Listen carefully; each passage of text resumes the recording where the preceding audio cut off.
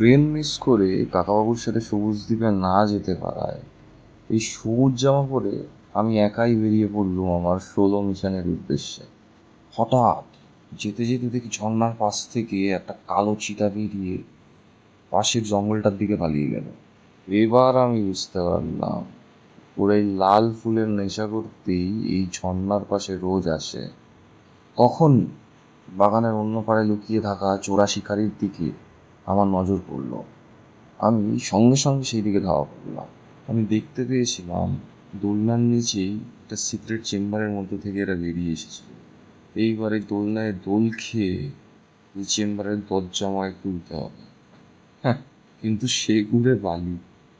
3 বার ভুল পাসওয়ার্ড দিয়ে নেক্সট 12 ঘন্টার জন্য এখন দরজা বন্ধ। নেক্সট বার আরও জোর কদমে কাজটা শুরু করার জন্যে রুটিন ইনটেকটা সেরে ফেলতে হবে। যেহেতু আমায় সমুদ্রে যেতে হবে চোরা শিকারীদের ধরতে, সাঁতারের প্র্যাকটিসটা একটু সেরে ফেলছিলাম। কিন্তু মাঝপথেই আমার টাইটানিকের শরীর সমাধি। যেই সমুদ্রের জলের দিকে আমি পা বাড়িয়েছি, দুটো শার্ক দেখে আমার দিকে তেড়ে এলো। কোনো রকমে নিজেকে বাঁচিয়ে আমার সেলফ ডিফেন্স কিট টানতে দৌড়ালাম। অবশেষে সব সরঞ্জাম নিয়ে আর সবাইকে বিদায় জানিয়ে মিশন সবুজ দ্বীপের দিকে আমি রওনা দিলাম।